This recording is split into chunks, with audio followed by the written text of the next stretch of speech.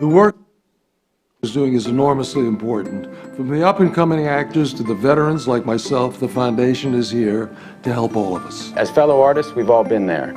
It's crucial that we remember where we came from and help out however we can. For over 25 years, the SAG Foundation has been the industry's best-kept secret, and we're out to change that. As natural storytellers, it's great that we have the opportunity to give back through the children's literacy programs. A disaster like Sandy really brings it home with how crucial the SAG Foundation is. Their donation drive helped so many people in need. The seminars and workshops are crucial. Working together is what makes us better. The SAG Foundation is a nonprofit organization that relies solely on donations to keep these important programs free for everyone. The SAG Foundation can't do it alone. We need you. If you need help, ask. If you can help, give. We're all in this together. We're all in this together. We're all in this together. We're all in this together. We're all in this together. Together, everyone benefits. Join the cause. Act now.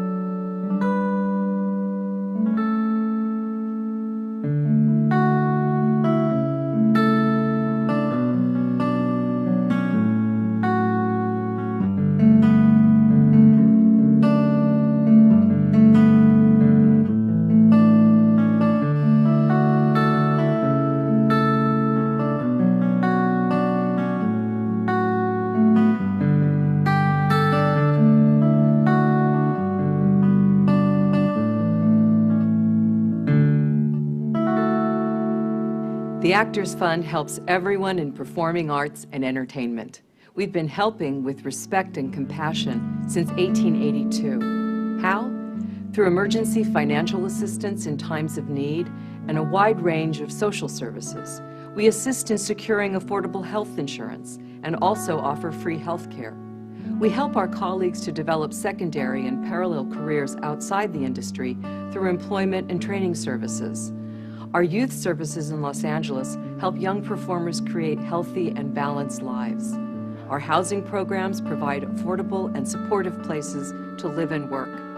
And our Lillian Booth home in New Jersey offers the highest quality skilled nursing care and assisted living. We do all of that for more than 12,000 people each year. We're the Actors Fund for everyone.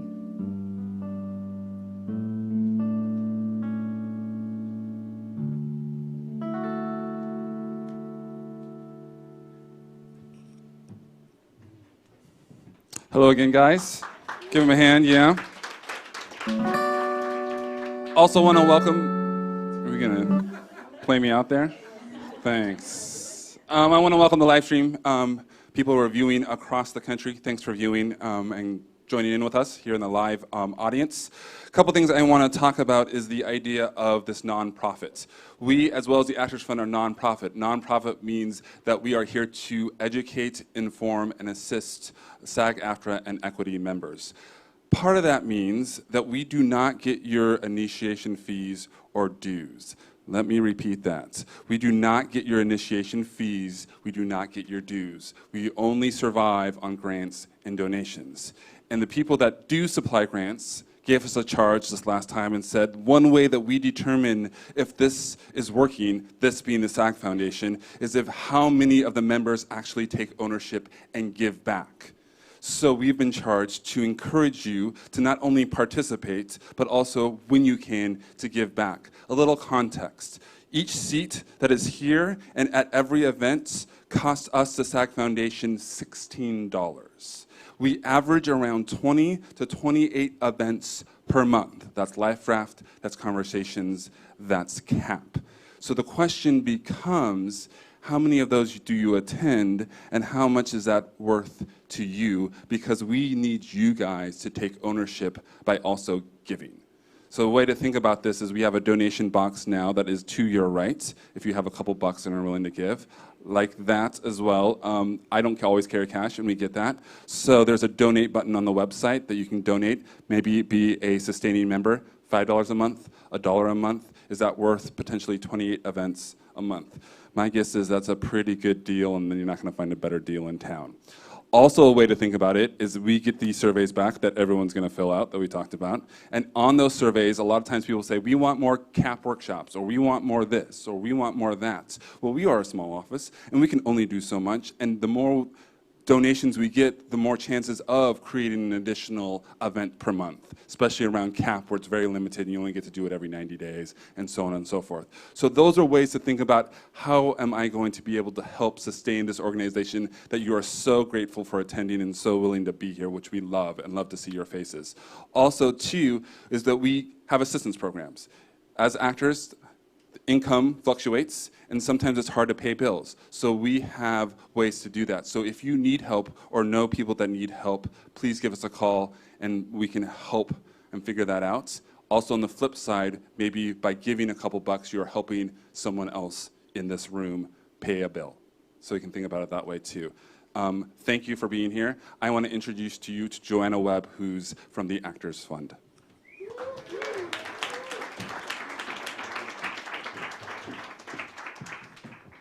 I guess I take this mic. Anyway, hi, my name is Joanne Webb, and I am the director of the Actors Fund Work Program. Changing mics here. Okay, I can do that.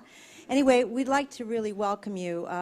Every now and then, about 2 or 3 times a year, we collaborate with SAG Foundation to do a particular program. We do every other month. We always do career panels. How many of you have been to some of the career panels we've done?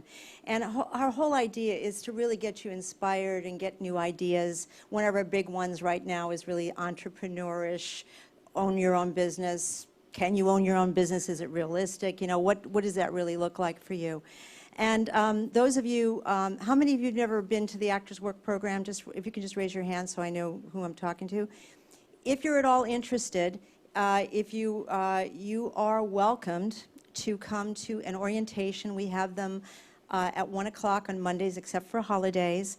And what it does is it allows you to be able to come and take resume workshops, job search strategies, doing social networking, which is a huge thing for all of us, right? We're not looking as much, our mission's a little bit different than SAG Foundation or SAG. We're not helping you find a career in your business, but we're trying to help you find sideline work or parallel careers. Sometimes we have people that want to transition, and we have scholarship money for that. So that's the kind of thing we do. And I think we do it pretty well. And we're always looking to do it even better. So we do hope you can join us. It would be so fabulous to have you around and join, because it's building community, because we are for everyone in the entertainment industry. So we're not just actors, we're writers and directors and producers and costumers and all different types of people, and we hope you can join us.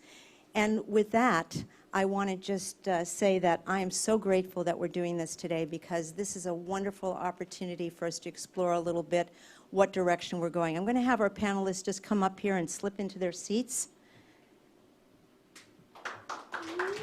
And then we'll...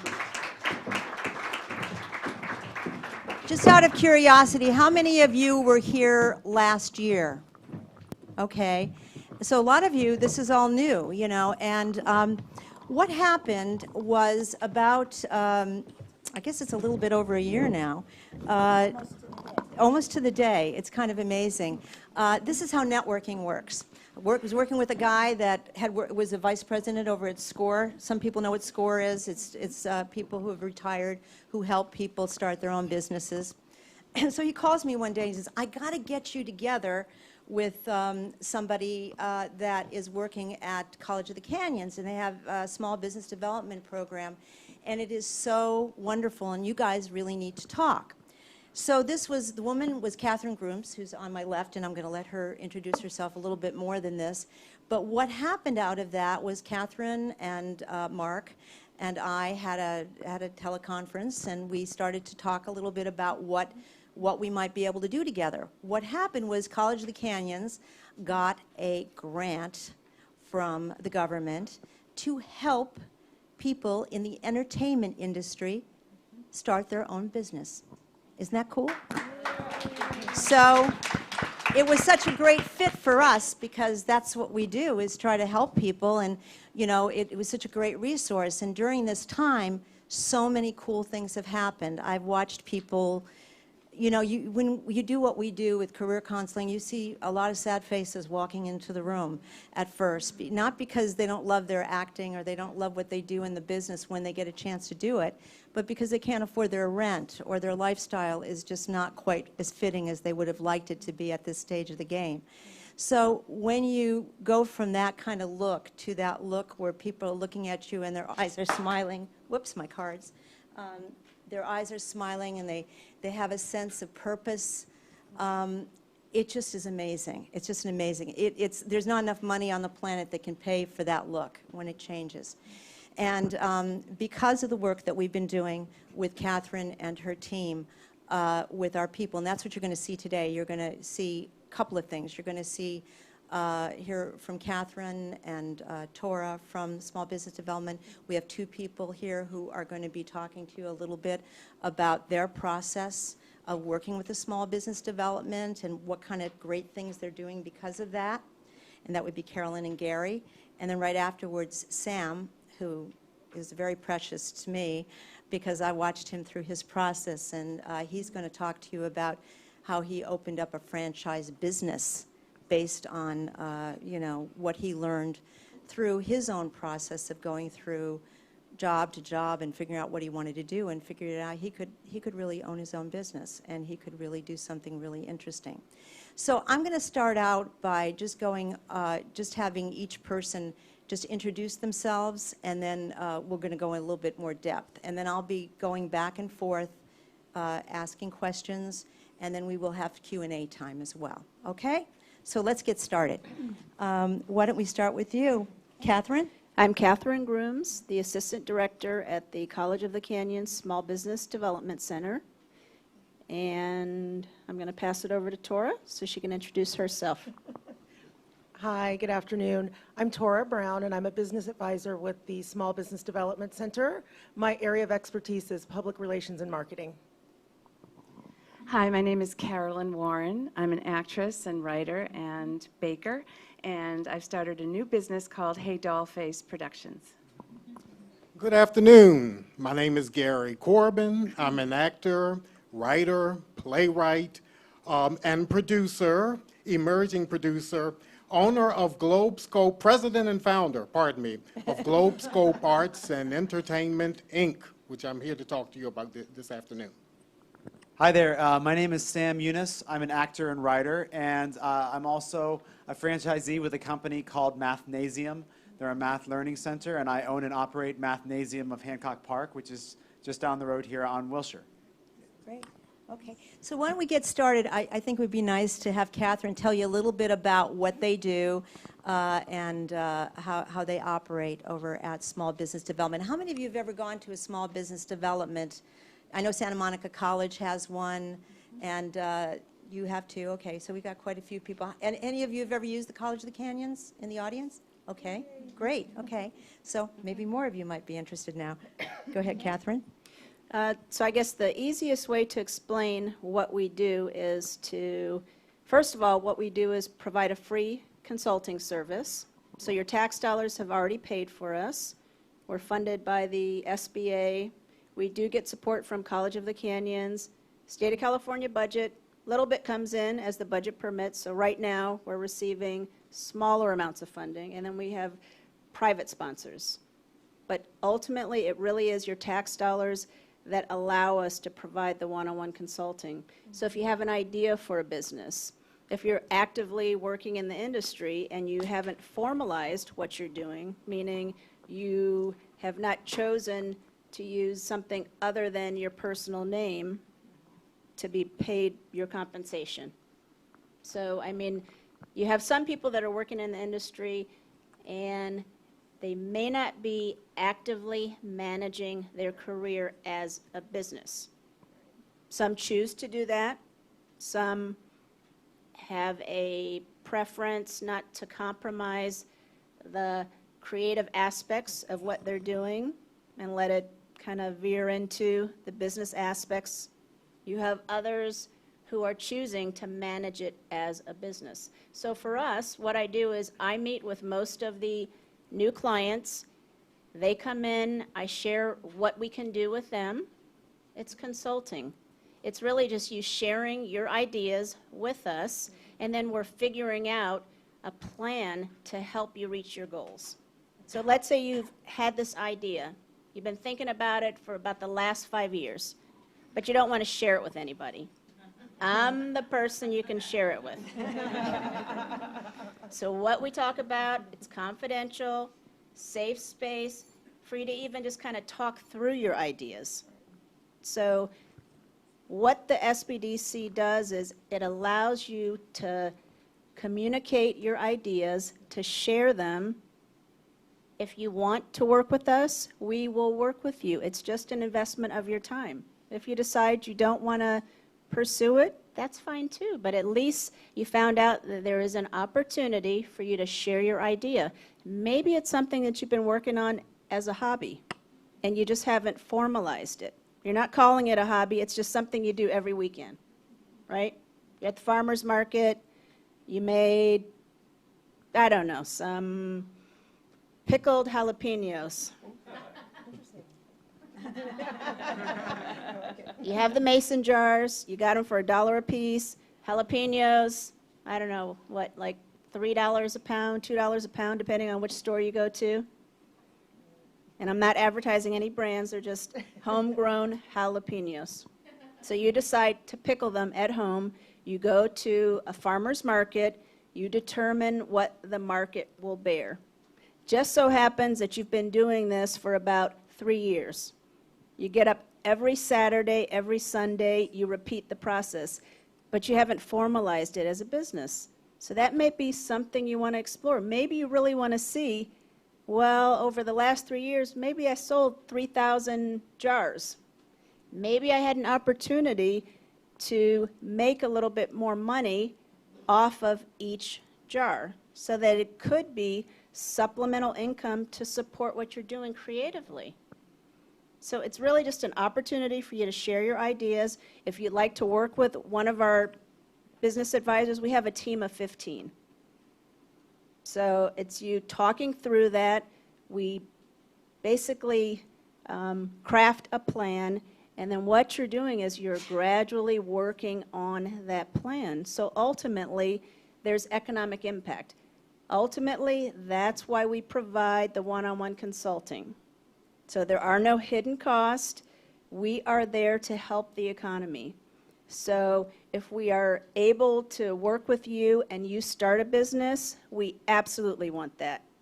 For every business that's started, it creates at least one job. We want to generate revenue. That is if you're a for-profit business. So generating revenue, generating profitability associated with that revenue.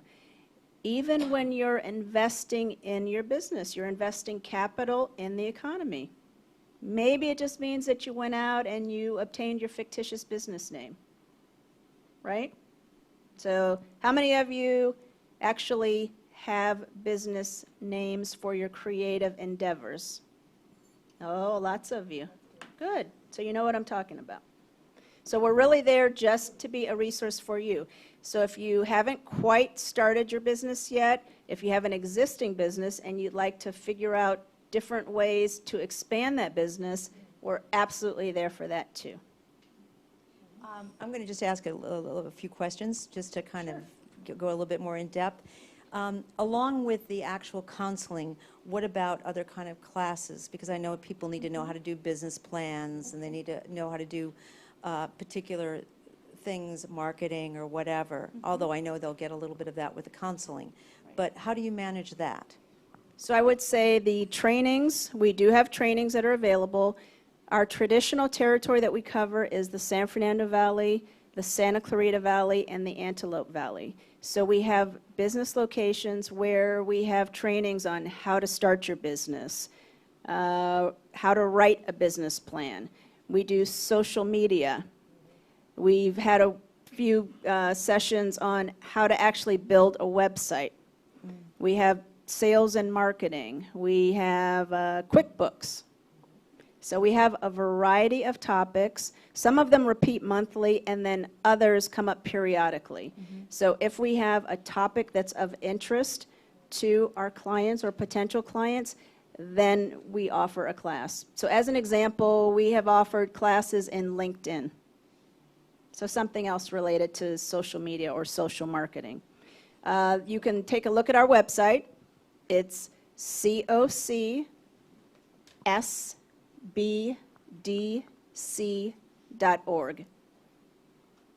For those of you who didn't get it, COCSBDC.org. A lot of information on there, including the trainings. If you just click on the calendar, you'll see what's available. And if I'm right, the counseling is for free, but some of the classes is a nominal fee, right? With regard to the classes, we have been fortunate to have sponsors that support our classes. So right now we are getting ready to have a series. I'm not going to mention who the sponsor is because I haven't gotten permission from them.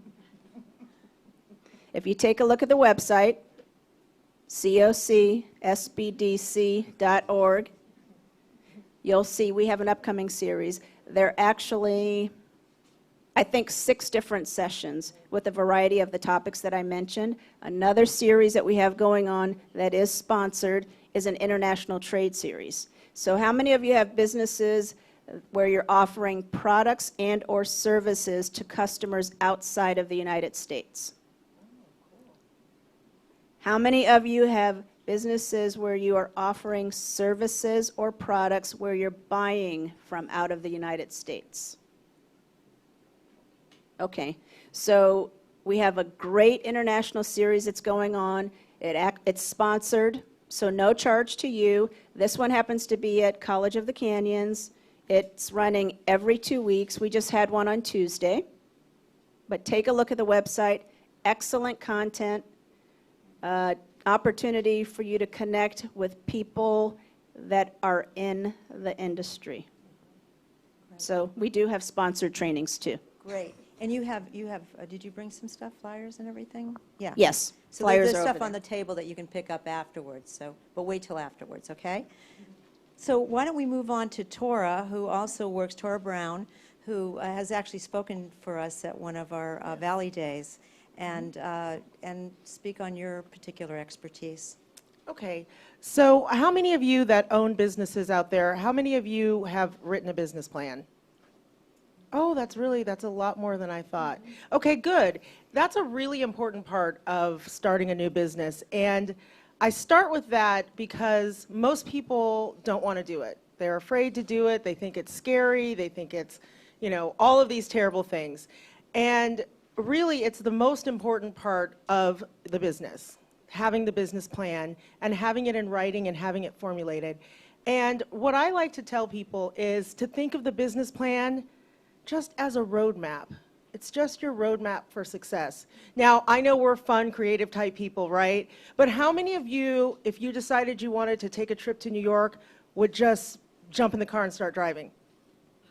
Okay, good. I'm so happy that I don't see any hands go up. I was a little nervous. I was like, oh no. Right. We wouldn't just jump in the car and drive to New York and not check to see if we had any money in our wallet, not have our credit cards, not see if there's gas in the car, not pack a bag, right? You'd make a plan before you do it, right? You'd think, okay, when do I want to go? How long am I going to go? What do I want to do when I get there? What do I want it to be like? Do I want to be able to ride in limos everywhere I go? Do I want to do the subway? You know, you're going to think about that. So you're going to need to know how much money you're going to need, right? You're going to make all these, you're going to do that before you'd even take a trip. And even before you came here today, right? You thought about, okay, that starts at 3. There you have a line. I've got to get there a little bit early. It's on this side of town. It takes this long, right? You made a plan. And that's really all the business plan is. It's that simple. And that's the one thing I really like to help business owners with, and people who are even in the process of, I have an idea, but I'm not sure what I want to do. Doing the business plan is so really important. It's like the most important part of starting a business. And it doesn't sound fun or sexy, but I promise you, when you finish it, you'll be it's so rewarding, because really what you're doing is you're just getting your thoughts that are in your head and putting them out in paper. And then you're able to see where you want to go. Like, what do you want your business to look like? What's the final destination? How much money you want to make? How much money you're going to need? And what you're going to do. And it's just really, like I said, it's as simple as just a roadmap and a plan. So that's the first thing that I really like to work with clients if they don't have one. And most of our clients, even people who've been in business for 10 years, come in and they've never written a business plan. And they wonder why they're not successful and their business isn't doing what they think in their head that they want their business to do. It's because they don't know where they're going. You know, like my pastor said last weekend, he said something that was so simple, but it was so awesome. He said, your direction determines the destination. So if we were thinking we wanted to go to Lake Tahoe, would we jump on the 5 South right now to go to Lake Tahoe and then wonder, you know, after driving for like 10 hours, why haven't I hit Lake Tahoe, right? Well, because you're not driving towards Lake Tahoe, and you're never going to get there. No matter how much you want to get to Lake Tahoe, you're not getting to Lake Tahoe if you just stay on the 5 South. You'll get to Mexico, which you might have some fun and do something exciting, but you're not going to get to Lake Tahoe, right? So really, that's all the business plan. That's just, when you think about the business plan, don't think of it as like this 45-page document that I have to write that has financials and all this, and graphs and charts and scary stuff. Just think of it as simply as, where do I want to go and how am I going to get there? And how much money do I need when I'm there? And that's really all it is. So that's the first thing that I really like to work with clients. It's the business plan. I understand, just because I hear a little bit from clients every now and then about what a fabulous experience they have with you, Tora. Oh, that's nice. Could you just talk a little bit about, I know you bring people together as a team to listen to people's ideas, to help them brainstorm a little bit, brainstorm it out a little bit. Could you speak to that a little bit? Sure. So one of the other things within writing the business plan, the other thing that I find that a lot of business owners kind of aren't sure about is their focus, their target audience. Who is the ideal person or client for this product? Everyone likes to say, oh, my product's good for everything, or my services, everybody would like them. And though that may be true, there's a certain group of people who are going to be specific and going to be the people that are going to want your product. So we really work with helping you determine who those people are. We can do things like, we also work with some of the other consultants that I might bring in, like we have Connie, who's amazing with access to capital, so I might bring her in to help with, okay, we're at the place where we want to get some funding, so we know this is our target market, and so what can we do to go after funds so that we can, you know, get this business going the way it needs to. So sometimes we do that as far as bringing in other consultants to work together. And then also really just really listening to the client. We give you fun homework assignments to do, and they really are fun, I promise. And we will have the homework assignments, and then also within some of the homework assignments, I'll have you go out and talk to people. Depending on what it is, if you're trying to figure out what your brand is or who you are, you know, as a brand, determining who you are, I'll have you go out and ask people, so when you see this, what do you think? And just random people, you know, and then what do you think when you see this? What does this look like to you? That could be a homework assignment. Or calling the clients that you've really enjoyed working with and surveying those clients and finding out, what is it about you that makes them come back? What is it about you that makes them refer people to your business? So those are some of the ways that we bring other people into the process. And I know with helping them look at their website and promotion, how they're promoting themselves is a big piece. Definitely. Too, right? Definitely. I mean, your website is so important. How you're promoting yourself on Facebook, you know, really think about that. I would encourage you, to have a private page, have your own, like your own personal page, and then have another page that, you know, you keep it more professional. And even if you're an actor, I would still encourage you to do the same thing. And though that they can see the other page too, and so remember that even if your page is private, people can see it. So just think before you're posting things on Facebook, because I've seen some things and I think, is that really what you want us to think about you when because we look at it and we see what you write, we see what you think about, what you're talking about, who you're connected with. So all of those things really matter. Right. Yeah. Well, do we want to move over to one of your clients? Move over. Carolyn? To Carolyn. Would you like to talk about your experience in starting your business? I would like to. Thank you, Joanne. We should do a show together sometime. I'm going to ask you to move your mic a little bit closer Thank to my mouth. Hello. I just have to say first that I love hearing Tora Brown. I can't call her Tora. I have to call her Tora Brown. She's my business consultant, and because I'm a lucky gal. And I love hearing her talk about the business plan, because when I saw the 45-page document with the graphs and the numbers, my head exploded. I mean, pieces of my brain were all around my apartment, and I thought, this is the end of me. And she's like, oh, it's fine, and here's some homework, and it's going to be great. Like, so I have to say, she is really bringing me around to the point where we are now, this is the stage where I am right now, we are writing the scary business plan, and I'm really excited, and thank you, yay!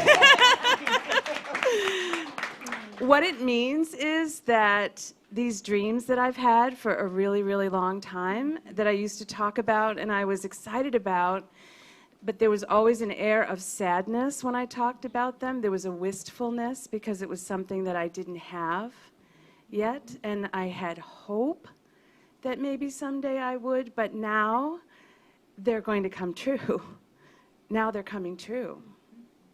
Thank you. One of the reasons why I'm sitting here is because of Joanne Webb and the Actors Fund, because I came here at the very end of the summer this year, and I was in a very sad state.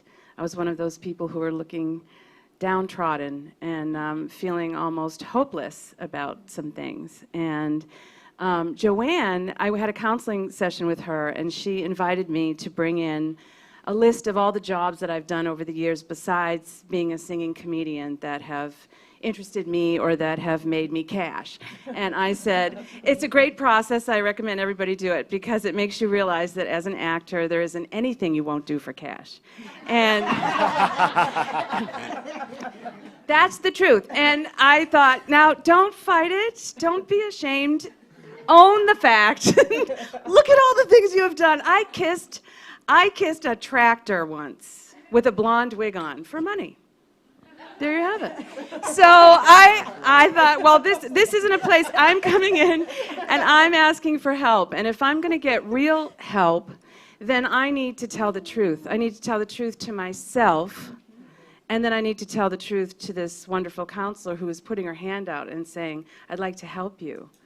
And so I did. And Joanne took one look at the, 14 pages of things, and she said, you need to go to the Small Business Development Center at the College of the Canyons.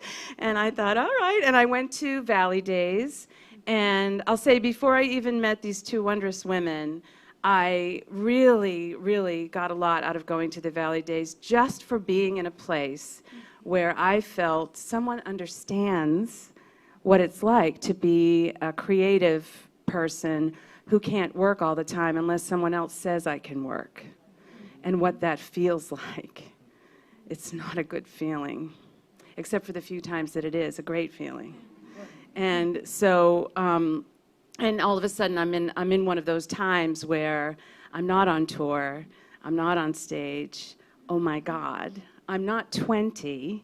And I don't have, did that surprise you? I need to make some cash. So, but more than that now, because I'm not 20. It's more than that now. It's not getting by anymore until the next show comes. It's, what is your life? What is your life? What do you want your life to be? I'm so used to having someone else tell me the trajectory. And the truth is that I'm letting myself be led by these jobs that come up. And oops, I'm in Boston, and then I'm in Milwaukee, and then I'm in Canada, and then I'm collecting unemployment, and I'm wondering what I'm going to do. And it's painful. It's painful. And also I know that of myself that I am not in a creative space when I'm not feeling joyful and safe and rested even, because I'm not worrying every minute about what's going to happen next. And then there's that wonderful extra goal of what would I like to leave on this earth when I'm gone? I mean, really, I have to ask myself that, because there have been some tragedies in my life in the last 3 years alone that have knocked me flat and made me question everything. And what I've sold all these years is joy. That has been at the basis of every single thing I've ever done. And here I was feeling none of it. And I thought, I need help. You go to Valley Days, you come to these things at the Actors Fund, and I'm sure the SAG Foundation is the same way, and you see other people and you start to talk and you feel like, you know what? There's support, there's understanding, and there's someone who's willing to say, I think you can do it. That thing that you want to do, I think you can do it. And I thought, well, okay, I'm in. So Joanne sent me there. I talked to Catherine. I pulled out my great big paisley polka dotted bag and I started pulling out things that I've made, because one of the other things I realized as a storyteller, that I am creating things all the time. I'm creating characters, but I'm also, if I'm not on stage, I have to create, I write, but because of my grandmother's tutelage, I also make things with my hands. And I've been doing that all of my life. And people have enjoyed that. And I've been baking and playing with fondant openly all of my life. And people have enjoyed that. And then I thought, well, okay, you know, here are the 1970 things that I like to do. And Catherine, God bless her, just looked at me and said, I see it. I see it. I can see it. I see it too, Carolyn. And I was like, you do? Well, here's another one. And then, here, I'll pull it out right now. But, you know, here, I just have to show you one so you can see.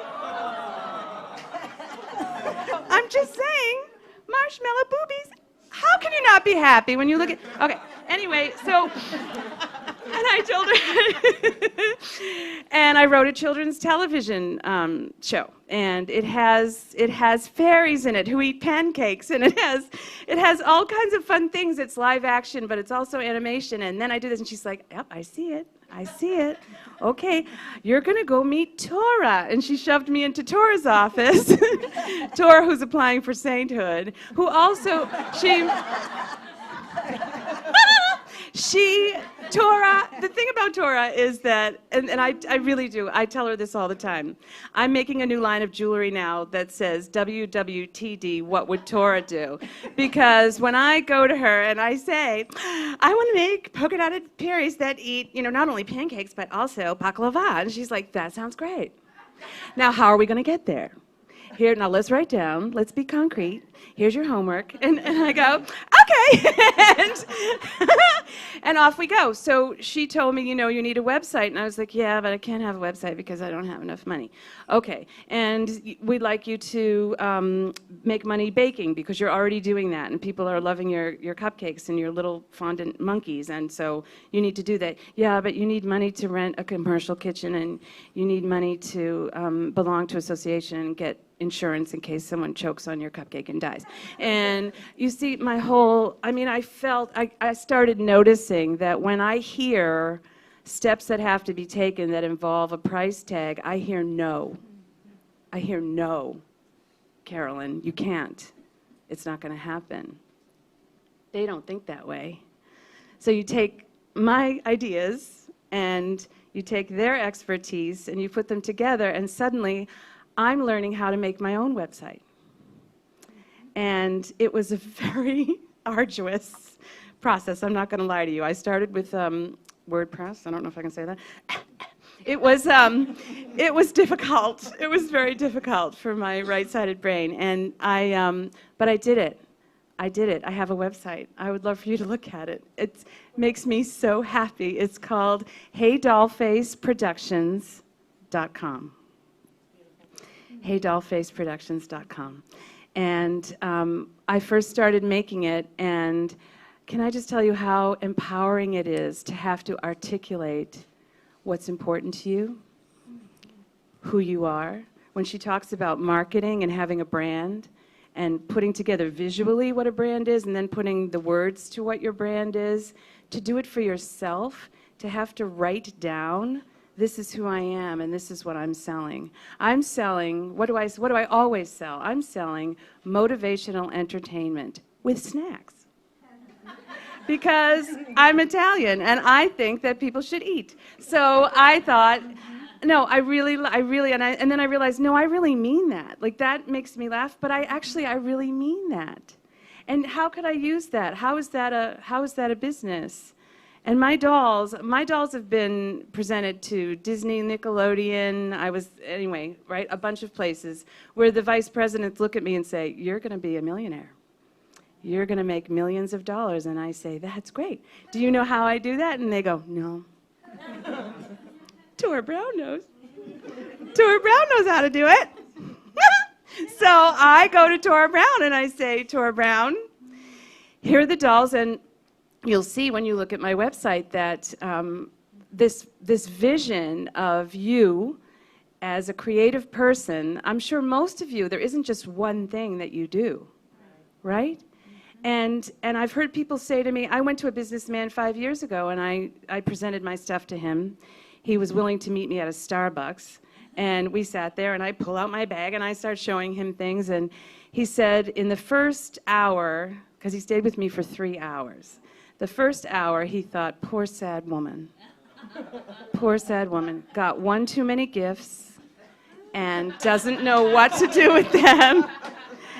And this is just it's a very colorful, polka-dotted mess, but it's a mess. And I'm so sorry.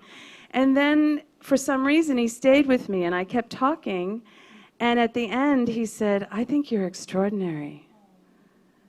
I suspect that you're extraordinary and that you have extraordinary things to do. And I said, do you know how to do that? And he said, well, yes, I do. And then I got a tour and I left town. And I dropped. Everything stops, you know. I have dolls all over my apartment, ask my friends, all over my apartment with no arms and legs. And they're like, Mommy? Because they were waiting for me to come back from tour. And I'm going, and I love being on stage. I love being on stage. But when I'm gone, the business, what I hope to be a business, stops. It all stops. And I thought, these people have taught me I am the spoke of this amazing wheel. The hub of the wheel. And all of the spokes come from me. I am the source of all of it. All of these things that I have always loved to do, all of these things that I've written, these characters that I've created, it is all one vision. It is all. It can be one business. Maybe it's a business with different divisions, but there it is. It exists now. You can go look at it. You can call me and talk to me and hire me and play with me. And I have now begun. I have begun. And I'm struggling. I'm not going to lie about that either. I tell Tora that. I come in and say, all right, rent is coming. And it's tough because I have stopped. I didn't take the tour. I have stopped. And this has my full attention. I am the most qualified person for this job. There isn't another actress who's a little bit more right than I am. I'm right. I'm right. I know.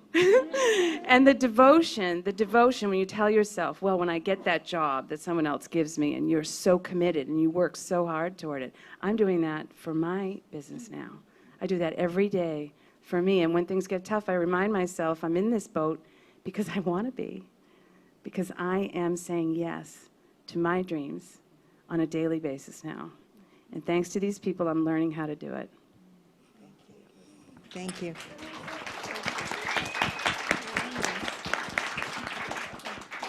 Pretty inspiring. I don't even have a question because you answered everything. I started having a question. I said, she just answered it. She just answered. Thank you so much. I just love what you're doing. It's fabulous. Now we're going to move on to a gentleman, Gary Corbin, who he's to a whole new area of his Oh, life as yes. well. So you want to Yes. share a little bit about that? Well, this is a new beginning. I've been here in the LA area for about a couple of years now, after about a decade or so in New York, where I concentrated mostly on theater. And what happened was, at 55, I decided I got an acting scholarship with Weiss Barron and to do commercial and TV acting or whatever. And this was after I had already formed the organization Globe Scope Arts and Entertainment, Inc. So what I'm doing is I'm transferring a lot of what, no, this is a continuation of what happened in New York. Now, when I first came here, it's been about at least a decade since I've done this type of thing, and the skills are a little rusty. And I wasn't quite sure exactly, what to do or how to say it or what. But then in looking out there and the number of people that raise their hands saying that they're starting their own business or whatever, Gary, I'm I'm like, gonna ask you to this move is your family. mic a little bit. This is family. So the best, I'm here to share my experiences, and just in case, maybe something I say may resonate and you could use it and with what you're trying to do. I started Globescope. Well, let me tell you what Globescope Arts and Entertainment Inc. is first and foremost. It's a multi-arts organization. We produce theater, dance, and music, programs, productions, and special events, with special emphasis on providing opportunities for artists and entertainers who are disabled, senior citizens, and underrepresented cultures. I'm part of this disabled group. In 1975, after I decided that I was going to be an actor, I lost most of my right leg to bone cancer.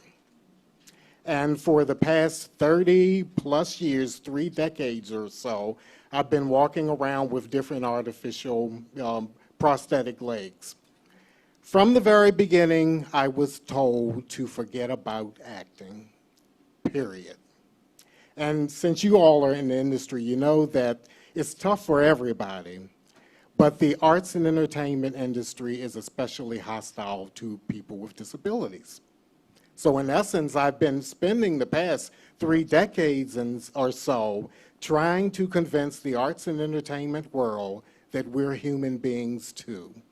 We're not just somebody who's blind, walking around in a wheelchair or whatever. We have a heart, we have a mind, we have a body, and we have a soul, and a mind. And I don't want to ski. I don't want to do the Special Olympics. See, I can't even say it right. There are other ways that a person can show their full self-worth than skiing and what have you. So I didn't bring particular statistics or whatever, but if you ever want to look up the statistics, pull up the latest census count, and I'm not going to say the number because I may get it wrong, and you will be surprised at the number of people with disabilities in this country. You'll be surprised at the number of people who are senior citizens. So that's what Globescope Arts and Entertainment Inc. is for. And I'm working with Tora. Now, before in New York, I started working with all types of business development organizations that exist to help me to succeed. There was the New Producers Alliance of the Broadway League, where I had some supporters, and we actually had a chance to go to seminars or forums or workshops just like this, and we met the producers of the top Broadway shows. On the panel were at one event there were the producers of In the Heights, there were the producers of Memphis, and just about any type of big show. The revival of A Little Night Music, and the guy that produced that's been around a long time. What I particularly loved about that was that it didn't have a feel of we are we and you are you, and this is what you have to do to become us. It dawned on me that they are dealing with the exact same things that we're dealing with. Where are we going to raise the money for this fantastic idea? How do we find our target market? Who is our target market? the new way of advertising your business, Facebook, LinkedIn. So how do we connect in with the Broadway audiences of today to get what we need? So those types of things. And then that was where I was introduced, because my background is primarily in the not-for-profit sector, to the idea that you don't necessarily have to be a not-for-profit organization. There's something that's known as the Commercial Theater Institute. So a lot of Broadway producers and producers who are non-Broadway, there are a lot of people out there who are commercial entities. And that's what I'm exploring right now. My background, by the way, in not-for-profit, years ago, when I was in Baltimore, I became the first director of performing arts programs at the Maryland State Arts Council. So that introduced me to theater as a business, because up until that time, all the feedback I was getting is how I could become a great artist. You know, method acting, the Stanislavski method or whatever, and I had no idea what it means to operate a business. So I oversaw all of the grants for, I didn't do the majors, but the mid-size and the small organizations for the state of Maryland, the theater and dance, the performing arts programs, and I also oversaw the individual artists that were applying. So, and I'm not doing the mic correctly. I don't know. I'm sort of animated or whatever. Thanks for letting me know. And you're getting excited. So. Yeah, I'm getting excited. Okay, so yeah, I'm naturally animated. So anyway.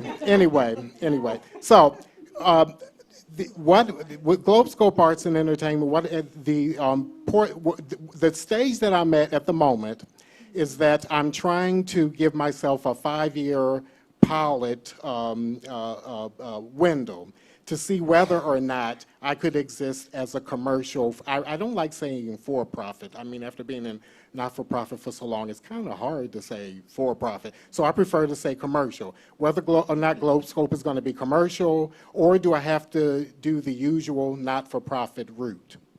And after years of practically living in the Foundation Center, and I know not-for-profit backwards and forwards, I'm going to see if there's another way of going about it. So to help me, since Globescope has a social enterprise element, I'm able to work under the aegis of a 501c3 fiscal sponsor, Fractured Atlas, which represents organizations and individuals nationwide. So I'm fiscally sponsored under them when I was in New York, and I'm fiscally sponsored here. That gives me the time. I don't have to worry about the fiduciary responsibilities, board politics, and those types of things. It gives me the time to create a product. Then the product of Globescope Arts and Entertainment Inc. So, in addition to creating the product, I get a chance to find out exactly what it means to become a businessman. I produced my one-man show for One-Legged Men in New York. That's where it started as an individual. And for that, I got, and look it up online, Google Gary Corbin in 4 One-Legged Men. I'm going to bring it to LA, but I want to do this first. So that experience, it demystified, it took away the mystery or the grandiose view I had of what it means to produce. Essentially, it said to me that you need the money first, you rent the space, you hire your director, you hire your graphic artist, you hire your whoever, whatever. And of course, there's an accountant and a fiscal part, but that's what a fiscal sponsor is for. They're here to make sure that you comply as far as IRS regulations, et cetera, are concerned. So, so now that I'm here, I'm working with Tora. My job counselor, Joanne, at the Actors Fund, referred me to Santa Clarita. And this is why I'm going to tell you, run to them. I think that they are better. Well, I'm not going to say better. It's all about putting the pieces of the puzzle together, and I feel like I have a better fit. I've been to SCORE, all the different types of organizations, but this one specializes in entertainment, number one. But more than that, when you decide that you're going to do something and people are going to advise you, be it a SCORE counselor, be it someone who's already producing, another individual artist, your mother, your father, your lover, people have a tendency to either go too far to the overly pessimistic, overly optimistic, unrealistic side, or either too far to the overly pessimistic, negative side, when really it's in the middle. So what I've been doing ever since For One-Legged Men over the past 5 years is trying to find my center, where I can hold on to my Peter Pan, wave a magic wand, sprinkle stardust, idealism, and merge it with the reality of what it takes to actually run a business. And mind you, I've been to all, black organizations, handicap organizations, big, small, nationally named, little community theaters, and a lot of them fall, and I don't have enough time to go into all of their mistakes, but I don't want to make the same mistake. I want to do it right. I want to get all the information about how to write the business plan, how to market, how to find my target market, whether it's going to work or not. So anyway, but the main thing I like about Tora and Catherine and the Santa Clarita Small Business Development Company is because they didn't tell me who I wasn't. They're telling me who I am. Who I am. They're not saying, and of course you need to hear what's unrealistic or what's going to be hard to obtain. But I'm more about how can we make this happen? Because we're living in some, really crucial times. Okay, so anyway, I don't want to take all the time. I'll just sum it up by saying I am inviting you all. My first project here in LA will be my open house, where I will present, piggyback on what I did in New York, present an evening of theater, music, and film, featuring some of the best talent in Los Angeles, disabled, senior citizen or not, everybody's welcome. More open and inclusive society. I know the typical not-for-profit language, but you got somebody who actually live in it. You're not going to just get during Black History Month, James Martin Luther King, another way of saying I have a dream, which I love, or another August Wilson. You're going to get a one-legged man on stage doing a Vietnam vet dancing Ike Tina Turner's Proud Mary. Okay? You're going to get a deaf Asian actress doing Shakespeare with some assistant sign language interpreters signing exactly what they're speaking. And you're going to get a widely diverse audience. So I need your names, address, whatever, all your information, so that we can help each other. I'm more than happy to elaborate more in the future, but print it legibly. Okay, make sure that the zeros are zeros and nines are nines. And let's talk, let's collaborate, let's get this on the road. We can't have the next generation of people with disabilities thinking that they are worthless. I will no longer accept people telling me that I have to accept less than 100% of my full self-worth. But I'm no longer going to do it as an angry, handicapped black man with some very serious mental health issues. I'm going to do it as a businessman with the help of the right people. We're going to change it that way. I don't know if you guys picked up on a little bit of passion on the panel, a little bit here and there. It's fairly obvious that when you find the kind of work you want to do, it's very helpful if it's something you love doing, and also, but that reality of really matching together, aligning it. I say this to people all the time. We as career counselors always say, you may love doing this, but then you have to align it with what's really happening, you know, and that's the piece where people get stuck. You know, it's like, what do you mean what's really happening? I want to do it, I want to do it. But I want to thank you so much, Gary, because I just think you've come such a long way since last time we spoke. Well, thank you for the opportunity, and thanks for helping me break the ice, because I haven't done this in a while. But thank you. You would have never known. Right? I mean, am I right? Okay. The next person, Sam Eunice, who my heart is so pitter-patters with what he's managed to accomplish, because he's one of those people I've seen go through various processes. He did not go through the College of the Canyons, but more we're going to look at what happens if you buy into a franchise business. Do you all know what franchise means? That means it's a business that is already, you have the curriculum or you have the plan is already made, but you have to figure out where to do it and, you know, how to do it and all of that. So he's going to give you a little feel of that, and without any further ado, let me introduce Sam. Hi, everybody. That's going to be a pretty tough act to follow, each and every one of you. And I should have spoken with Tora about my business plan, and you know, I might have to talk to you afterwards. So there's a lot of things I didn't do that I should have done. But so before I get into Mathnasium and how I got involved with them, just to give you a little bit of background, how I ended up where I am. Been an actor and writer, but you know, I guess 80% actor, 20% writer, let's say, if you had to break it down statistically. Sam, keep it closer to you. Oh, sorry, yeah. So I've been mostly an actor my whole life.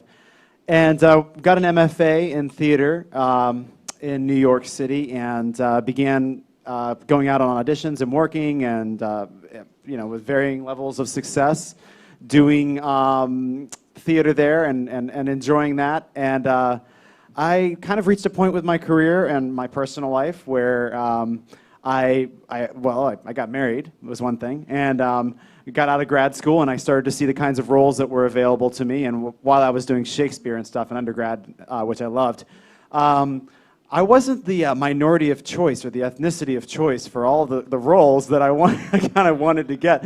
They weren't really looking for the Middle Eastern American guys at the time, except that I was there right when 9/11 happened, so they were casting us for other kinds of roles, not necessarily the kinds of roles that I wanted. So I had a couple years of pity party about that.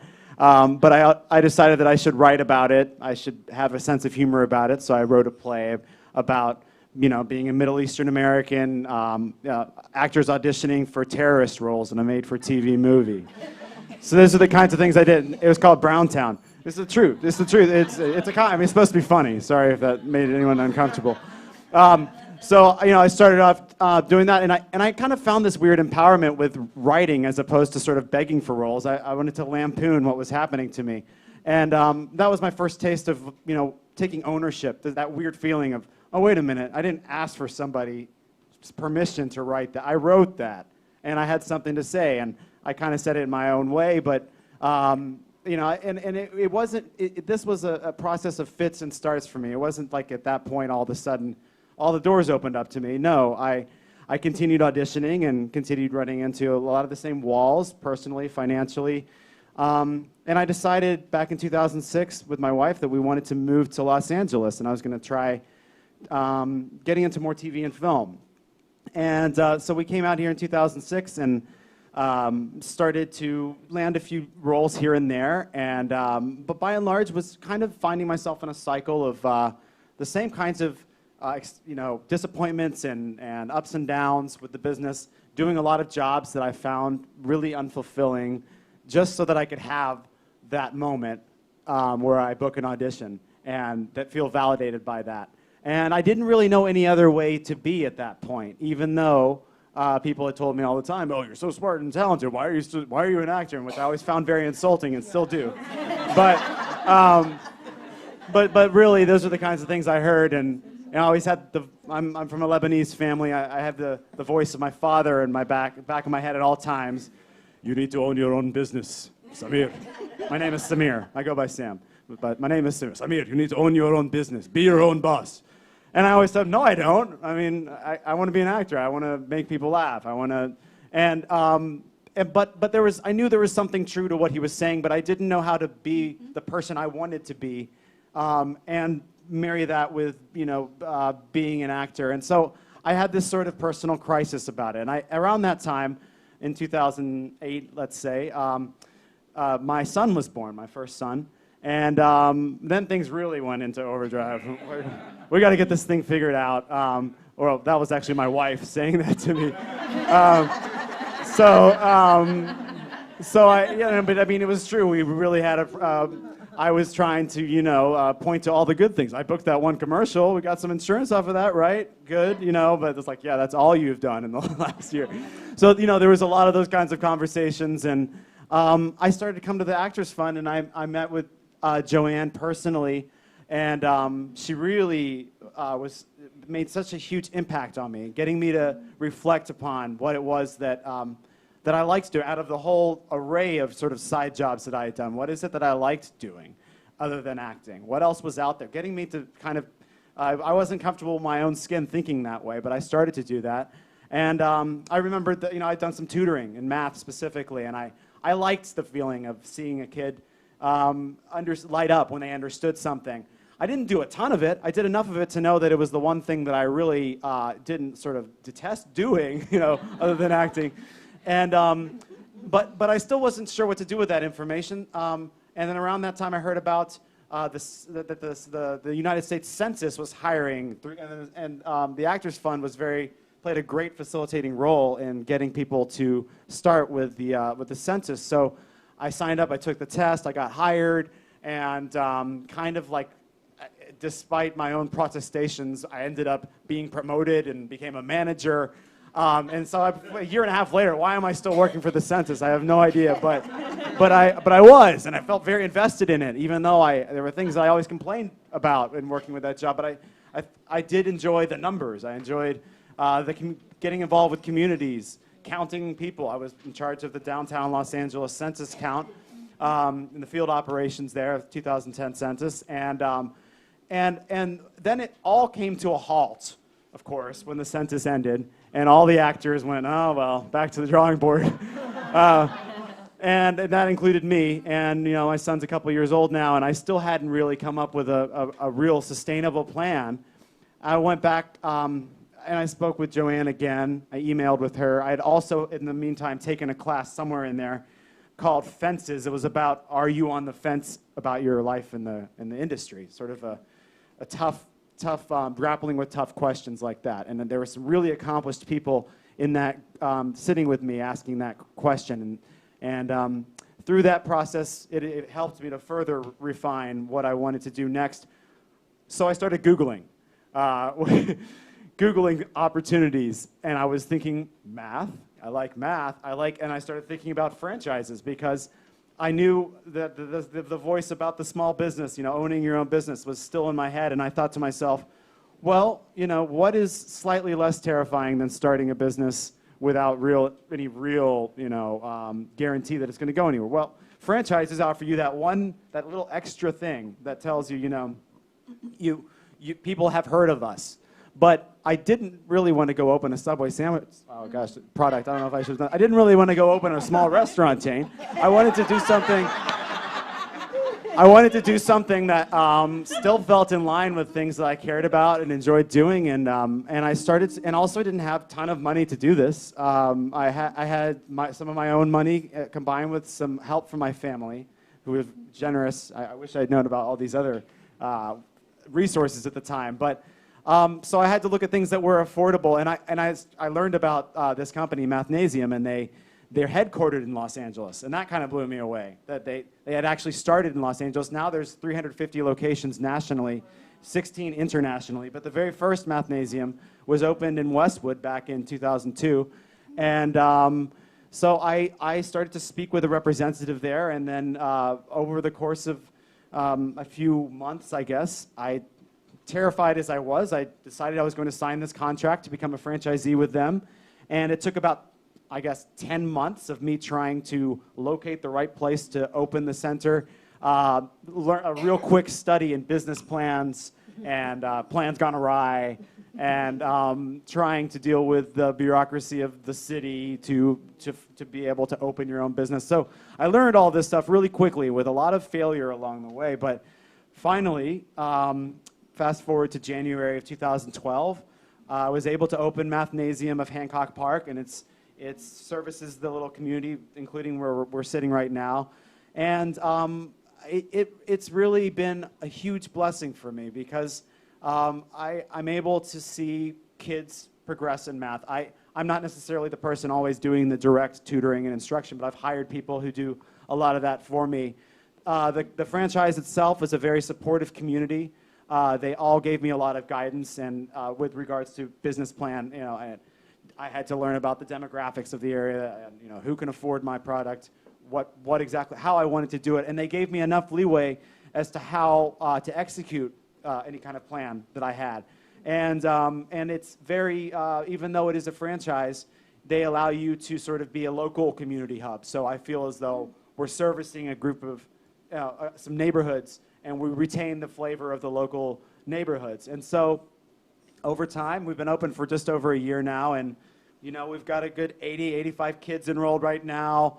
They come after school from about 2 till about 7:30. They work on their math. The stated mission of the company is to teach math in a way that makes sense to kids. So it's an environment that they find really wonderful. I've met other actors and hired other actors to work. I always let them out for their auditions. And so yeah, it's been, and what I've really loved about it is the sense that I have autonomy and I don't have to accept somebody telling me what I can and can't do professionally. I don't have to, and I also what I miss about acting is the feeling of risk, and that anything can happen. You're taking a risk, but I still get that from being a business owner, and in fact, I get that in spades. So, really, I haven't lost that sense of I could be this could be a great month, or I could be bankrupt this month, and I think there's something about a lot of artists that we have a strange addiction to that, and I didn't want to have a career path that was like, okay, now I got to go do the safe thing. I got to go to law school. No offense to anybody who goes to law school, but I kept on resisting because I thought that choosing another a sideline or a parallel career meant that you weren't going to be able to engage with that part of yourself that likes to feel risk, that likes to, explore the unknown and meet people and market and all of those things. And that's what I get to do, though. I sell the program to interested parents. I see kids improve their math skills. They refer other people. And I also, now we have a second son, just born 3 months ago. And so that's been my other franchise, I guess. No. So that's been wonderful that I'm actually able to run the business, and I've hired the kinds of people that I can trust to help pick up the slack if I can't be at the center. Like right at this minute, they're doing things for me because I can't be there. And I learned about, from being sort of not a boss for so long, I've learned about the kind of boss that I want to be for my employees. And I'm still learning, and there's a ton to be learned, and I'm still.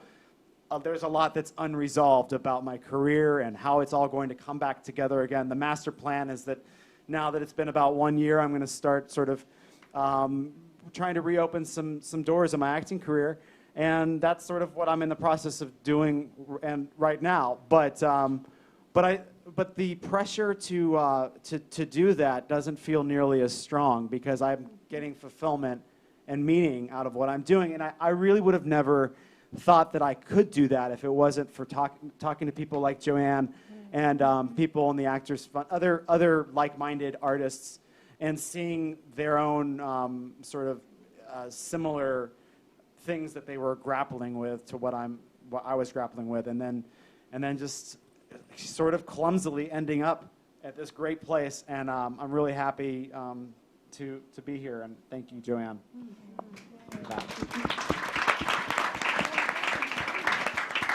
So the passion continues, right? And what I'd like to do is we're going to go to the questions that you guys have asked. But I also want to mention just a couple of things. One of this, if you hear there's a little bit of a theme, it's creating community around yourself in doing this, so it's not trying to do it in an isolated fashion. I'm often the one to say that Los Angeles, if you don't have work, is probably one of the most isolating places to be, because you transport yourself alone. You live, if you live by yourself, it can be very isolating. So we're hearing the word community a lot. I also want to mention, because it was referenced to Valley Days a couple of times. Valley Days is something that we do with the Actors Fund, where we go every other month to Local 80 in Burbank. And it's great. We have a whole sound studio. We just did one a couple weeks ago, and about a month, well, it's about 3 weeks ago, and we about job trends and what was happening right now. But the next one we're going to be doing on the 28th of February is going to be, of March rather, is going to be on Toastmasters, and how you can really utilize it to really help you in presentations. I just want to mention it because it was there. So I'm going to ask some questions. There's some good questions here. One is, and this is probably for both of you ladies, can any SBDC help with entertainment-related business development / consulting? Oh, I guess I would be a little bit biased if I said yes, they could. So yes, there are SBDCs throughout the LA metropolitan area.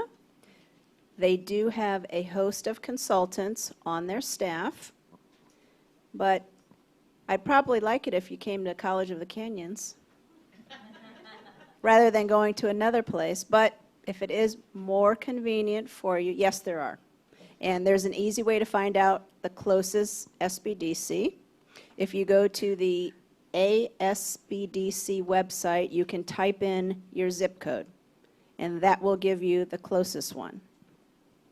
But of course, we would love to see all of you, your friends, your family members, whoever is interested in using our services. So.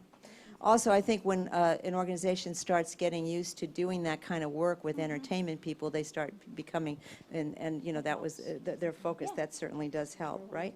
Go ahead. And I just wanted to say, we also are really innovative at the College of the Canyon Small Business Development Center. I do a lot of phone conferences. I have currently an entertainment client who is a student at CalArts who has an internship in New York. So we do Skype meetings. So there's other options. So even if you think, oh my God, Santa Clarita so far, we could still meet with you, like I said, via phone, via Skype. We make things happen, so. Great. But it's a really pretty drive, and you can look at the mountains while you're singing on the way up. Just in case. This is a good one, probably for all of you in a way. When is a great idea? When is it a great idea to go corporate? When is a good idea that you should take a hobby and move it into something that's really becomes a business? Anybody want to address that? Because all of you talked a little bit about I'll take a stab at that. Yeah. Well, I mean, tutoring, I think you have to look around and see what the need is, right? I mean, when you have to do, it's kind of like putting your business plan together. You have to see, is this something that has legs? And when it comes to supplemental education, I did some research and found out that it's a burgeoning field, right? Because our schools aren't all performing the way we want them to. And because of that, there is a business. There's a way to help people out through tutoring. So I mean, that's a good example of when it might be a good idea to go corporate. Yeah, you look around and you see that there's the potential for growth with that kind of a concept. And that was just one example. And I think you were addressing it a little bit, Carolyn, before, because you have things. I'm telling you to put the mic by your mouth, and I've got it over here on my leg. That was a big thing for you because the things you were doing were almost like hobbies to you, but now they're becoming more of a business. Right. There was I always had people give me money for certain things, like I knit. And I'm making when Sam said he had a new baby, I was like, oh, I have a perfect hat for your little baby.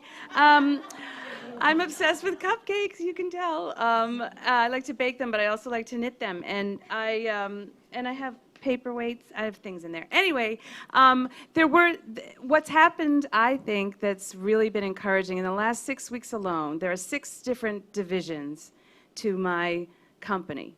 that eventually they will all be rolling at the same time, and I will be able to employ people, and I will be the empress. But right now, I'm the whole shebang for all 6, and in the last 6 weeks, I have made money in 5 out of the 6. So that tells me, I know, and Tora doesn't even know about one that happened last week, shut up. So I am getting that, yes, I mean, there does come a moment when you have to stop having ideas and go out the door and see if it's going to make you money. And then you have to, I've heard people say, well, you love to do this, but are you going to love it when you have to do it? And, if you pick the right thing that's right for you, my answer is yes, every day and every day. And what's so great for me about not doing one thing all the time is it appeals to me as a Gemini and all the people who live in my head. And when I get, one day, I'm making 36 cupcakes for a baby shower with little baby faces and little daisies looking at you. And then the next day, I go to an open house, and I'm helping realtors sell houses now. Because I made it up in my head, and it sounded really good, and I went and presented it to a realty company, and we had a huge successful open house last week. And I'm just starting in that business. And so I think you have to try. I think there just does have to come that moment, and you get some support, and you have to try and see if, like you said, if it has legs, if there's going to be something there that feels good to you that can make you money. Yes. Yeah, and it also tells you being aligned, like right now, houses are selling houses is starting to percolate, and knowing what's happening during the time, that would be a good business venture. I've got another question. Do you provide guidance on legal or tax implications of having a small business? I'm very afraid of blowing my opportunity and all my money, I'm sure, by making a mistake in these areas. Yes, we do provide that area of expertise. One of our consultants actually has his law degree. We have a few consultants that have financial backgrounds. So absolutely that is available, and it's really just you taking a chance, sharing the information, and deciding if you want to proceed with this. But the resources are there. What about things like taxes, like the IRS and all that? I would say, yes, the taxes and the tax implications are covered under the financial area, but no, we are not providing tax advice. Okay. That's the kind of thing usually we always would suggest to talk to your accountant or find someone that you can work with in that area, okay? Do you know of any place one can go to have people guide you through the setup of a small business, no matter the type of business? I would say College of the Canyons, Small Business Development Center. Yeah, I know. I hadn't read that. I think we all got that, right? Okay. What would be the steps you'd advise to take if we did not know the kind of business we want to start? A list of jobs we've done, a suggestion of what was mentioned. You can all address this. So I'll start with that one. Like when Carolyn came in, she had the really cute dolls, and she had done some stuff, and she baked, and we just kind of sat. And when we first meet with clients, what we'll do, Catherine will meet with you first, and you kind of say, well, this is what I'm thinking about. This is what I'm interested in. I'm not sure. You can come in if you're at that stage. Mm-hmm. And then we go through a process, and we talk to you, and we say, okay, well, what is it that you're doing? What have you been doing? Have you ever sold these things? Is there a market for this? And we really go through it all with you. We start from we can take you from very basic to just an idea. I mean, when Carolyn came in, a lot of the things that she's doing now, we came up with. I mean, she was already kind of doing a lot of the things that she's doing, but she hadn't really thought of them as far as like making them a business. And I said, well, you're making cupcakes, you're doing these things, like these are all, this is a business. You just haven't made it formal. Mm-hmm. So then we work together to formalize it with getting the DBA, then opening the bank account, all of the things that you need to do to really make it formal, and then start working on the business plan, which is really fun, and then working on, figuring out who your audience is and who you're going to sell these things too, like whether it's a service or a product, and even like with, and you might want to speak to it, but she mentioned how she's doing the thing with real estate. Well, that's acting. I mean, that's her doing her one-woman show on the weekend at an open house. So if you're saying, like, as an actor, you have to think of what kind of opportunities and what kind of things can I do outside of waiting for someone to call me to give me a commercial or to call me, you know, for a TV show. There's other opportunities that you can create and turn yourself, I mean, really what you're doing, your skill, into a business. It's even the skill as an actor, that's a product. That's Yeah, I'd like to answer that briefly. And I'll say this first, though. I don't like giving advice, but I do like sharing my experiences. Oh, I do like sharing my experiences. And of the many workshops or seminars or whatever that I have taken, people who weren't sure have straddled in.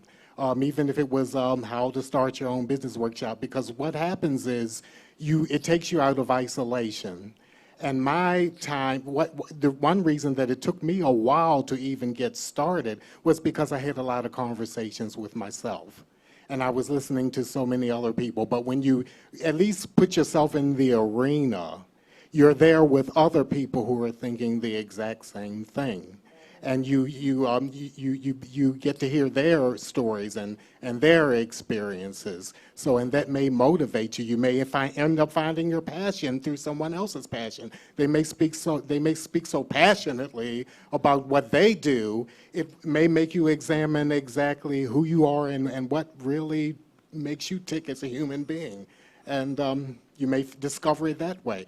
And a lot of it's an ever-evolving process, putting the pieces of the puzzle together and discovering things along the way, including discovering things within the area that you think that you're an expert on, that you know that you're an expert on.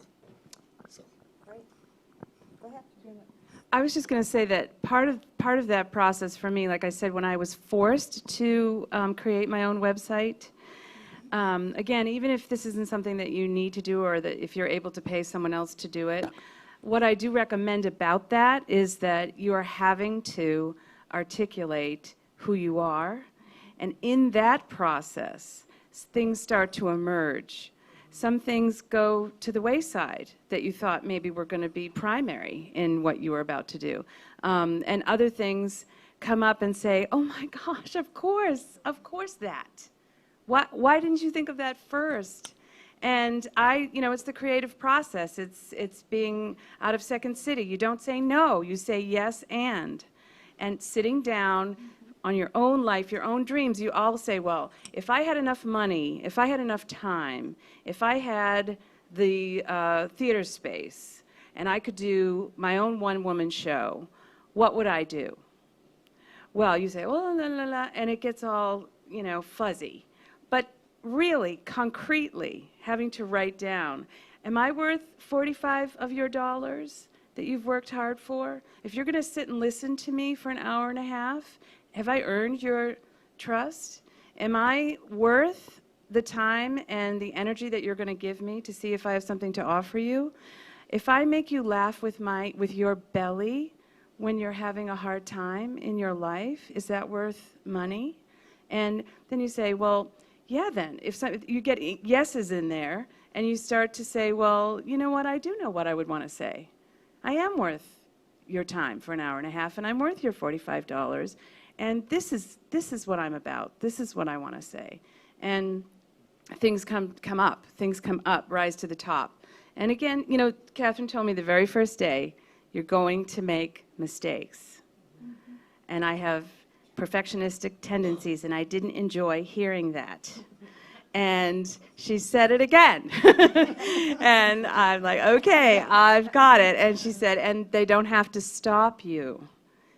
They don't have to stop you. You will learn from them, and then you'll do something different. But here we already printed out 30 mistakes that you're probably going to make. Don't do those. And I'm like, okay, well, there's 30 I won't jump into.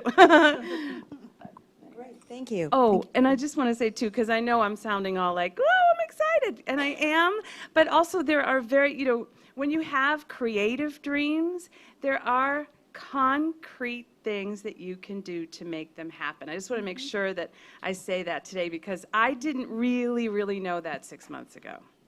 And I have these dreams of, you know, these dolls. I'll show you if you want to see some of them over there. But I had these dreams about them. I'll pull out some. Okay. Okay. Would you help me with this? But one of the things that happened, well, here's a line of mermaids who are divas. And I want them to see this one. This is a la-di-da fairy. She has polka dotted legs and tutu. And when bad things happen, she tap dances in the kitchen and says la-di-da. And yeah, so I have, anyway, what I wanted to say is, right, you get all excited and you have people with, you know, some power who tell you that they think that you're going to make a lot of money at these things. And you think, well, really? How does that happen? And you start to ask questions and find out and then realize, I need protection. They need protection. So I got an investor and I went to a lawyer, an intellectual property specialist. All of my dolls come with messages. Some of them are kind of Weisenheimer-y, and some of them are inspirational. And I trademarked them. And we applied, and I've won 3 patents on my dolls. I know. Thank you. It's very exciting. You should have seen Catherine's face when I put the patents on the table, like, woohoo! But to have it's a very big deal. It's a big deal, and it's another one of those steps that makes you say, this is going to happen now. It can happen now, because we thought about it, we put the work into it, and we paid the money, and we asked for it, and we got it. And yeah, I mean, the blueberry fairy, she says, I am ripe for magnificence. Who doesn't want to hear that? Yeah. So yeah, that idea, I mean, just really of someone who on a daily basis, honestly, there are just so many things running around in my mind that I want to make and I want to write and I want to say. And I took a writing class a few years ago at UCLA, a screenwriting class that was wonderful. And what I got out of that was that there's this playground up in my head, my imagination. And some of the times there are wrought iron gates with a giant padlock on it. And I couldn't get in my own playground. And I took this course, and I feel like I got keys. I got keys. The keys were already here, but I found a way to get them whenever I want them. And that's what this is doing, the exact same thing. This one is for Sam. How do you tell which franchises are good and which are not? You probably had to do a little homework before. Oh, that's a really good question. How do you tell which franchises are good and which are not? I did do a lot of homework on that, and like I said, it started with Googling. There are these websites out there called Franchise Gator. There's Entrepreneur. There's all these different ones. You'll see it. I mean, if you just type franchise, they're all going to pop up, and they're all going to come at you like, "Hey, have you thought about our franchise? What about us? What about us?" And you can look at the ones where they'll rank them on a number of different dimensions, and including satisfaction of the franchisees themselves. And you can also, and then I just started to, and they'll also, by the way, getting ahead of myself, they'll also rank them in terms of how much money it takes to start one of them up, which is, to me, became probably the most, nuts and bolts important question for me, was what is actually within the realm of possibility for me. And then, you start to narrow down. I like the education field. I like tutoring. I like the idea of math. And so in my experience, I narrowed it down to a few different ones. And I actually looked at some customer reviews even. What do customers say about these? And I found this one other particular franchise, which I won't name, that I was considering, got a lot of negative customer feedback. They were more established than the one that I chose in terms of they'd been around longer, and they seemed like a sure thing in terms of a franchise opening. But I saw, and I saw kids who were talking about, I hate going to blank. I hate going there. It's terrible. And then I never saw that with the other one that I was looking at. And so some of it had to do with that, and some of it had to do with just my own instinct, what do they, what kind of image do they project? Do I feel aligned with that? And then another thing is, how responsive are they going to be if you were to reach out to them? Some of them are going to set the bar super high, and they say, don't even talk to us unless you've got a net worth of blah, blah, blah, which is going to make your head spin when they tell you what that number is. And then others have a bit more modesty, perhaps, I think, and they are interested in people. They're interested in getting to know, who is this person coming at me? They're not just looking at you as a bunch of dollar signs. Do you have the dollar signs in your eyes to make this work? They're looking at what can you bring to this franchise, and they'll take your call. They'll call you back. So think about so don't be afraid to call them. There's people whose jobs it is to talk to somebody like you. You might feel as though you're just barking up some tree and, who am I to ask these questions? But these people, that's what franchises do. They're looking for the right people.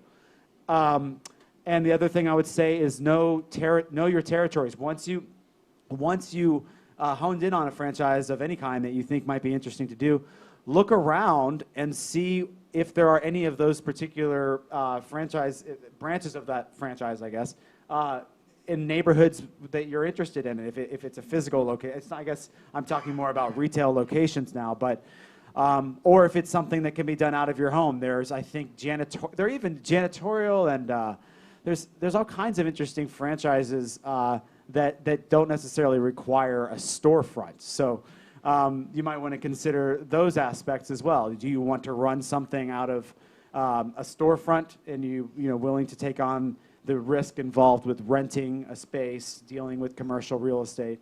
Or would you like to try to do, I think there's babysitting franchises even where I don't even know exactly how they work, but where they somehow you are involved with helping to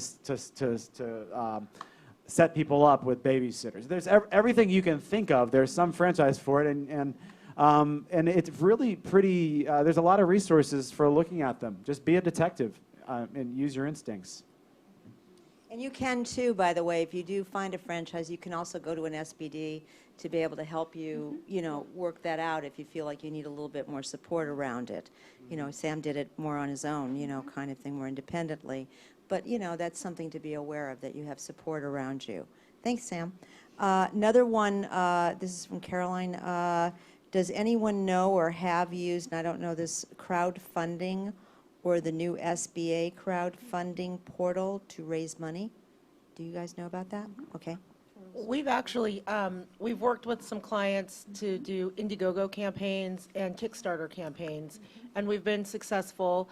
And really, again, with doing the crowdfunding, if you want to embark on a campaign, you have to be really clear on who you are, what your service, your product is, why you need this money, and why I should give it to you. So you're going to have to be really, really clear on your message, and then really be able to have a message that people can grab hold of and carry and share that message with others, and a message that they're going to want to share with others, right? And so that's something that we can help you with if you were to come in and you thought you had a project, a film project. I recently helped a client with kind of a television project. I won't say exactly what, we can't do that, and getting some funding for his project. So that's definitely, the crowdfunding, I think it's definitely the way to go. There's people that are getting lots of money for projects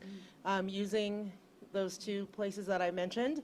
And the SBA does have some new things that they're doing as well to support. So I would say it's definitely something that if you are looking for funding for a project, it's definitely a way to go, and it's something that we could help you with at the SBDC. And just so you know, in case you don't know, SBA is that, that Small Business Administration, Right. And Small Business Development that's these places such as the College of the Canyons, Santa Monica College has one. I mean, Glendale has one. They're in different areas. But they're the ones that actually work with you. If you talk to somebody at SBA, they tell you to go to an SBD, because that's where you would be getting the work, Right. Okay? So good. I'm going to ask just a couple of questions around how you feel in terms of how much time you need to give yourself to get a business started. I mean, because obviously it's not an overnight experience, and it does take some time. What does that look like? It's probably different for each of you, but, and you guys can address it too, you ladies as well. You want to address it? Okay. The business owners address it. How much time? So much time. I just want to sit here and laugh for a few minutes. Or cry. I think that you have to be willing to not have a number. You have to be all in. You have to be all in, and some things are going to pop really quickly, and other things are not. Things are not happening as quickly as I'd hoped financially right now. But I mean, to the level they're happening, but not to the level I had hoped. I launched Thanksgiving week. And so really in the big scheme of things, to have 5 areas working already is good. But when I look at the kind of money that I was hoping to bring in between Thanksgiving and now, I'm not quite there. But then you just have to get creative about how am I going to get the money that I need, because I'm all in. I'm all in. So I think I'm just willing. I'm just telling myself it's going to take as long as it takes. As there are positive, as long as there are pieces of information coming in that are telling me that I'm on the right track, like getting to be, I just became a baker for a high-end catering company, and that's telling me that my work is at a certain level and that I do want to continue to pursue that.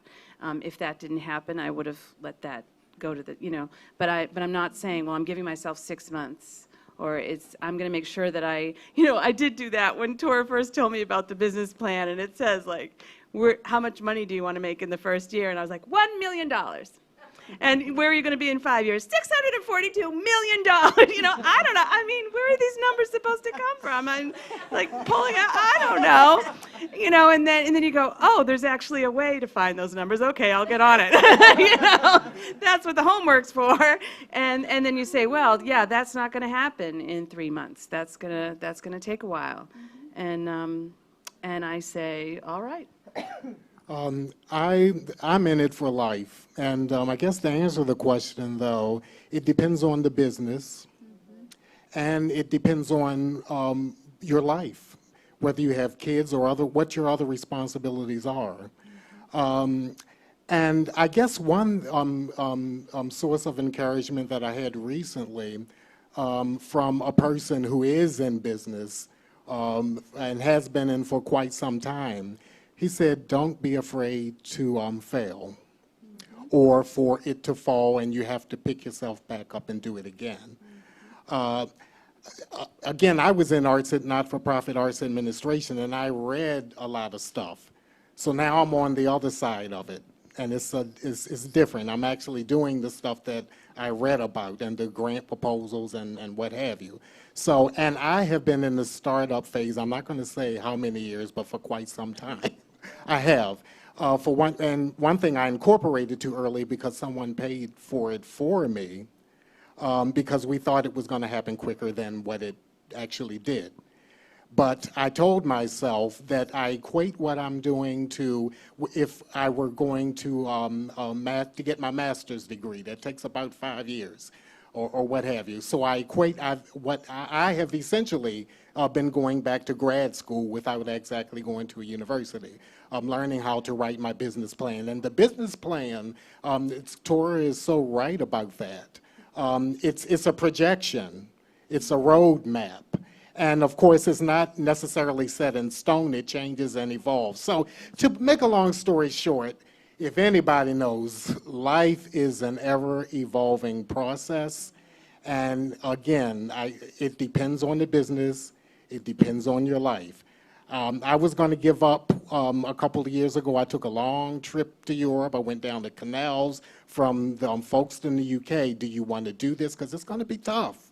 It definitely is. Do you want to do this, or do you want to get a real job and some security and, a paycheck? And when I landed back in New York at JFK Airport, I had my answer. I must do this, no matter how long it takes. That's really inspiring, and I think that they're both right on about not having a prescribed, I mean, some people might prudently advise that you should have a really good contingency plans. Contained in your business plan should be what will happen if I don't make the money that I hoped that I would make by month 3 or month 4 or month 5.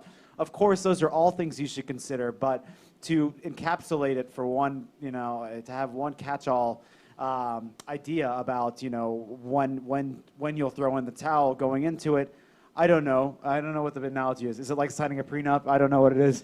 But also, I mean, we're all from creative backgrounds, and you have thick skins. You've got the training in a way that you don't think that you do. Like there are people talking about starting. Oh gosh, all the difficulties starting the business is like it's nothing I haven't been through. Like, the rejection, the people saying no, you'll never be able to do that. Except the difference is I actually can, exert a little bit more a lot more autonomy on the steps that can be taken to, alter my course. Doesn't mean everything you do will end in wild success, but so I just think don't underestimate yourself and your own resilience, because if you come from a creative background, you have a way of looking at the world that is already so good at on-the-spot solution, problem solving, that you're not going to like some robot melt down when everything did not go as planned, not as planned. You're gonna you're gonna be like, oh, well, I have to make an adjustment. Just like when you were on tour and then that gig ended and then you were on unemployment for a while and then you were figuring out your next move. So it's all that I think it's the same skills, but you're applying it to something else. That's just how I look at it. Did you want to say something? Yeah, I just wanted to comment. When you're thinking about starting a business, I've had clients that have come in very passionate, very motivated. They've been thinking about the idea. Now they have a plan of attack and they execute it. Some of them have executed it in a few weeks, a few months. I have had other clients that we have worked with for a few years. And along the way, they've had some life interruptions, things that they didn't expect to happen. Maybe it's health issues. Maybe it's economic issues. Could be a death of a family member or a friend. They've had a whole host of things happen, but what did not change is that they were still committed to that business idea. And it doesn't mean that you have to take 100% of the risk. If it's something that you're thinking about, part of it is test it. You can test the concept and help minimize the amount of your time and or capital that's required, and then you can build from there. And then that will be valuable information when you think about working on a feasibility analysis or a full-blown business plan, or maybe you're not interested in the business plan. You don't even want to hear the word. You want to work on a marketing plan so that you find out what is that potential market out there. Sometimes people have ideas and they think, oh, this is the best product ever, and I know everybody wants it. Okay, but what if that everybody is only 100 people? What if it's only in Southern California? You want to know before you invest a lot of time and a significant amount of capital, because everybody works hard for your money. Even if you get others to help, like Sam was saying, family members, friends, they want to know that they're making an investment in something that's reasonable. And you want to feel comfortable when they invest in you. If you could write your own check, would you write the check? If you worked the numbers and you found out it was going to cost you $10,000 to start the business, would you write the check? I do the same thing with my kids and their allowance. It's okay if I'm spending my money, But if I ask them, do you want to spend your allowance? They probably think about it for a week.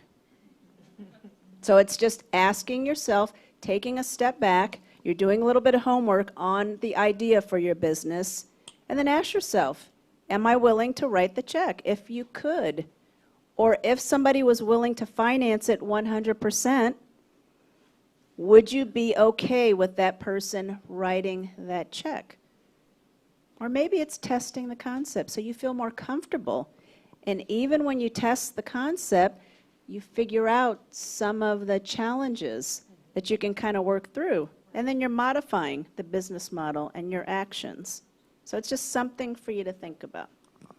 We have a little bit more time, but go ahead. I'll go and then go I to you, just Sam. wanted to briefly say, the three of them touched on it, and it's so important to not worry about making mistakes and being okay with failing. And you know, being actors and being in entertainment, I'm sure most of you have, you know, like you said, you've faced rejection, so you're probably more okay with failure than maybe a lot of other people are, and that's really important. And as you're working on your business plan, like I said, it's a roadmap.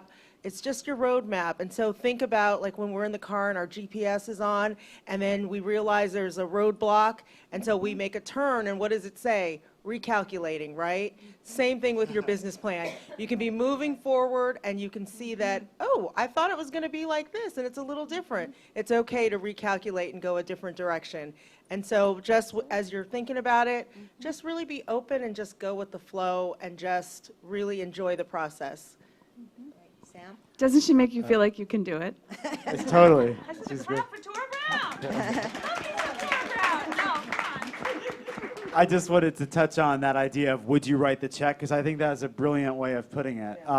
And one thing that I was contemplating and the would you write the check thing was looking at graduate schools versus, you know, entrepreneurship and having this kind of battle back and forth. I don't know that there is I'm not saying that I've chosen the right thing and then those who chose graduate school or something like that have chosen the wrong thing, but to think about that, you know, there's other alternatives out there to small business ownership, but in my assessment at the time, the things that I saw myself possibly being interested in, were they giving me any more prospects at after having invested that money than I was going to be at hopefully within a year or two of starting my business? And was I going to be in a better position after having gained that degree? And don't want to sound too controversial or say that, you know, getting degrees is a bad thing at all. I have sort of auxiliary degrees myself, right? But that's one way. That's another way that you can use that thinking to really to distill, you know, and be honest with yourself about what expenditure of money will yield an outcome that is more likely to make you happy in terms of your lifestyle, your earning potential, everything, not just dollars and cents, but yes. Great. So, you know, we're covering a lot of territory here, I hope, for you guys. The other thing I just want to mention, because we're kind of rounding up now, one thing is that I know one of the things that you guys do, and I know they do it at SBD, is that you guys will take a look at, they'll assess you to see if you're the right person to do your own business.